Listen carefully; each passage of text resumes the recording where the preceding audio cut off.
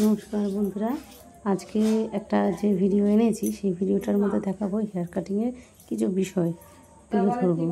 যেমন hair cutting করতে গেলে প্রথমত হেয়ারটাকে ঠিকঠাকভাবে তোমার জল দিয়ে ভিজাতে হবে চুলটা। তো ভিজানোর পরে তারপর কাটিংটা স্টার্ট করতে হবে।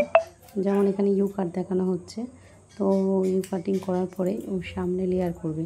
তো এটা হচ্ছে যে শ্যাম্পু করা ঠিকঠাক দরকার।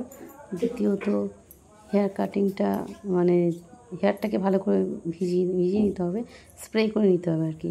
স্প্রে করার পর তারপর হেয়ার কাটিংটা করার পর ঠিকঠাক সেটিং করতে হবে। তারপর আমি সামনের দিকে লেয়ার কাটবো, আগে পিছনেরটা কমপ্লিট করার পর তবে সামনের দিকটা কাটবো। অনেকে আছে যে সামনে, আমি অনেক সময় করেছি যে সামনের দিকে লেয়ারটা আগে কেটেছি, পেছন দিকে ইউ বা যা কাটে সেটা পেছন দিকে পরে কাটা যায়। তো এরকম হয়, অনেকে কাটে। তো আজকে আমি দেখাচ্ছি আগে পিছনের দিকে চুলটা কাটার পর তারপর সামনের দিকে কাটবো।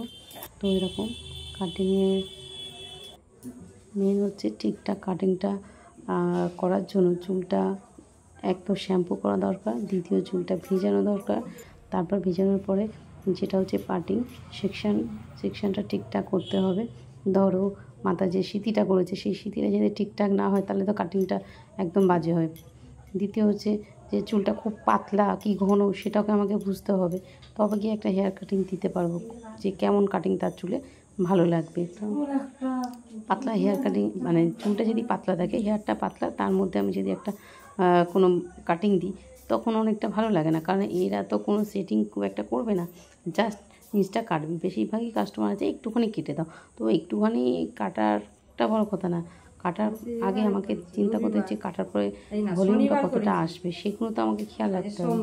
যেমন দেখো এই যে কাটিংটা হচ্ছে, এবার আমি সামনের দিকটা কাটবো, ঠিক আছে। আমি যেহেতু সামনের দিকটা আমার ভালো করে পেছন দিকে ইউ করেছি, তারপর সামনের দিকে এসেছি এবং আমার এটা ঠিকঠাক কাটিংটা করা হয়নি, মানে ক্লিপ দিয়ে আমাকে চুলটা আটকানো হয়নি, যার জন্য পাকিয়ে যাচ্ছে।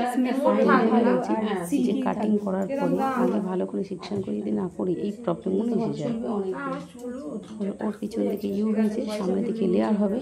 আর লেয়ারটা দেখো আমি শর্টকাটে খুব তাড়াতাড়ি করছিলাম, যার জন্য আমি ক্লিপ দিয়ে সামনেটা আটকাইনি। তো সামনের দিকে চুলটা বের করে নেওয়ার পর ক্লিপ দিয়ে আটকাতে হবে, আটকানোর পরে তারপর কাটিংটা করতে হবে। তাতে কি কাটিংটাও তাড়াতাড়ি হয়, আবার সে প্রপার কি কাটিং দিলাম বা কতটা ছোট বড় করবে সেটাও বোঝা যায়। এইটাই সমস্যা হয়, আমরা তাড়াহুড়ো করতে করতে যে তাড়াহুড়ো করি বলে তার জন্য প্রবলেমটা এসে যায়। যেহেতু সামনেটা করবো তো আমি কী করেছি, পিছনে ইউ করেছি, সামনের দিকে আমি প্রথমে ভি শেপে চুলটাকে নিয়ে এসেছি সামনের দিকে, নেওয়ার পর তারপরে কাটিং করেছি। কাটিং করার পরে আমি এটা দেখাচ্ছি এইভাবে। এটাতে কোনো গ্লো লেয়ার করা হয়নি, কিছুই হয়নি, এটা যে নর্মাল কাটিং হয়েছে।